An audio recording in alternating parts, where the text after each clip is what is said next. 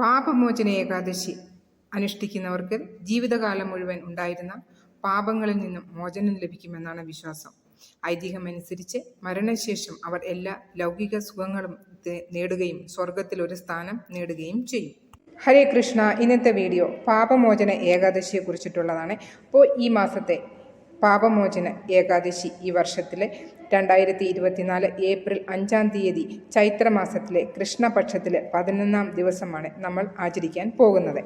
അപ്പോൾ ഈ ഏകാദശി തുടങ്ങുന്നത് 2024 ഏപ്രിൽ 4-ാം തീയതി വൈകിട്ട് 4:14 ഏകാദശി തുടങ്ങുന്നത്. അതുപോലെ തന്നെ ഏകാദശിയുടെ സമാപനം ഏപ്രിൽ 5-ാം തീയതി ഉച്ചയ്ക്ക് 1:28 ഏകാദശിയുടെ ദിവസം വെളുപ്പിനെ തന്നെ എണീറ്റ് ബ്രഹ്മമുഹൂർത്തത്തിൽ തന്നെ എണീറ്റ് കുളിയെല്ലാം കഴിഞ്ഞ് നിങ്ങൾ പൂജാ റൂമെല്ലാം ക്ലീൻ ചെയ്തതിന് ശേഷം മഹാവിഷ്ണുവിനെ പൂജ ചെയ്യുക. നിങ്ങൾക്ക് മഹാവിഷ്ണുവിന് പുഷ്പങ്ങൾ, മാലകൾ, നാളികേരം, ഗംഗാജലം, മഞ്ഞ, ചന്ദനം, വെറ്റില, മാതളം, കായ, സുഗന്ധദ്രവ്യങ്ങൾ എന്നിവയും നെല്ലിക്ക, ഗ്രാമ്പു, മഞ്ഞ കളറുള്ള മധുര പലഹാരങ്ങൾ എന്നിവ സമർപ്പിക്കുന്നത് നല്ലതാണ്. ശേഷം ഏകാദശിയുടെ സങ്കല്പം നിങ്ങൾക്ക് എടുക്കാവുന്നതാണ്. നിങ്ങൾക്ക് വേണ്ടിയോ നിങ്ങളുടെ കുടുംബാംഗങ്ങൾക്ക് വേണ്ടിയോ ആർക്കെങ്കിലും വേണ്ടി നിങ്ങൾക്ക് ഏകാദശിയുടെ ഫലം നിങ്ങൾക്ക് ദാനം ചെയ്യാവുന്നതാണ്.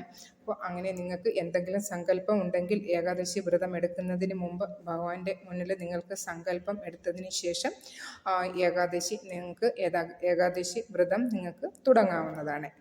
അതുപോലെ തന്നെ ഏതൊരു വ്രതം എടുത്താലും നിങ്ങൾക്ക് എന്തെങ്കിലും സങ്കല്പമുണ്ട്. സങ്കല്പം നിങ്ങൾക്ക് സങ്കല്പിക്കുന്നത് ഏറ്റവും നല്ലതാണ്. അപ്പോൾ അങ്ങനെ സങ്കല്പം ഒന്നുമില്ലാത്ത കൂടുതൽ പ്രായം ചെന്നവരാണെങ്കിൽ അങ്ങനെ നിങ്ങൾക്ക് വൈകുണ്ഠ പ്രാപ്തിക്ക് വേണ്ടിയും നിങ്ങൾക്ക് സങ്കല്പം എടുത്ത് നിങ്ങൾക്ക് വ്രതം തുടങ്ങാവുന്നതാണ്.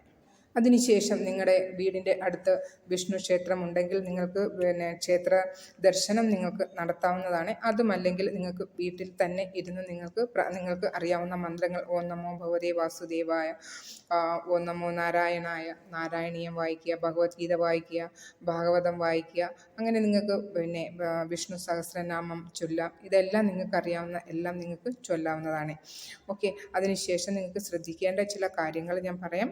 ഏകാദശി ദിവസം നിങ്ങൾ ഒരു പ്രാണിയെ പോലും നിങ്ങൾ ദ്രോഹിക്കുകയോ നിങ്ങളുടെ കാരണവശാൽ അത് ചത്തുപോകാനോ ഇടവരാതെ സൂക്ഷിക്കേണ്ടതാണ്. ഏകാദശി വ്രതത്തിൽ അബദ്ധത്തിൽ പോലും അരി ആഹാരം കഴിക്കരുത്.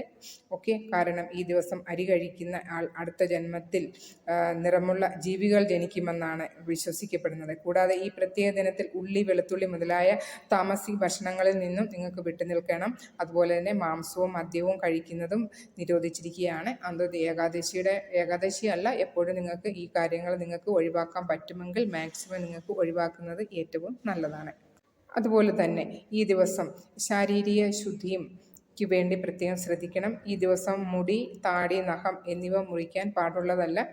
അത് ഉപവാസത്തിന് ഒരു ദിവസം മുമ്പോ ശേഷമോ നിങ്ങൾക്ക് ചെയ്യാവുന്നതാണ്. അതുപോലെ തന്നെ ഏകാദശി വ്രതാനുഷ്ഠാന ദിനത്തിൽ ആത്മീയ ശുദ്ധിയോടുകൂടി തന്നെ കാര്യത്തിലും നിങ്ങൾക്ക് പ്രത്യേകം ശ്രദ്ധിക്കണം. അതുകൊണ്ട് ഈ പ്രത്യേക ദിനത്തിൽ ആരോടും ദേഷ്യപ്പെടുകയോ മനസ്സിൽ വിദ്വേഷം വളർത്തുകയോ ചെയ്യരുത്. ഏകാദശിയുടെ ശുഭമുഹൂർത്തത്തിൽ നിങ്ങളുടെ മനസ്സിനെ ഏകാഗ്രമാക്കി എപ്പോഴും പോസിറ്റീവ് ചിന്തകൾക്ക് പ്രാധാന്യം നിങ്ങൾക്ക് കൊടുക്കണം. ഓക്കെ.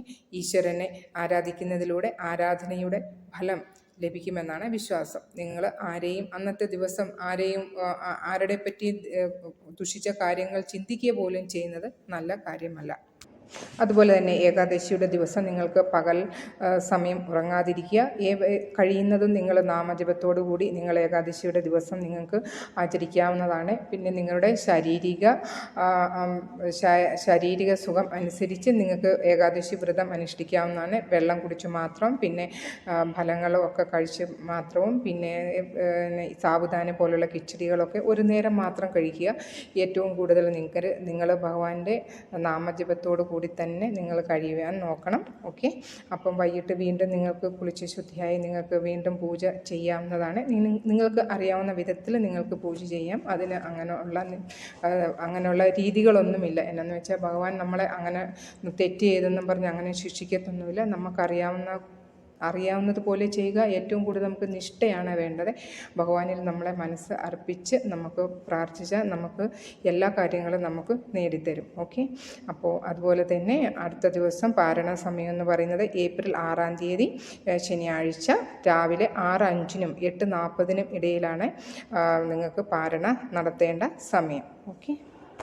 അതുപോലെ തന്നെ ഹരിവാസര സമയം അവസാനിക്കുന്നത് ഏപ്രിൽ 5-ാം തീയതി, അപ്പോൾ വെള്ളിയാഴ്ച വൈകിട്ട് 6:41-നാണ് ഹരിവാസര സമയം ആരംഭിക്കുന്നത്. അപ്പോൾ നിങ്ങൾ എല്ലാവരും ഏകാദശി വ്രതം എടുക്കുക. പാപമോചനി ഏകാദശി വ്രതം എടുത്ത് നിങ്ങൾ എന്തെങ്കിലും നിങ്ങൾ ചെയ്തിട്ടുള്ള പാപങ്ങളിൽ നിന്നും എല്ലാം മുക്തി പ്രാപിക്കുക.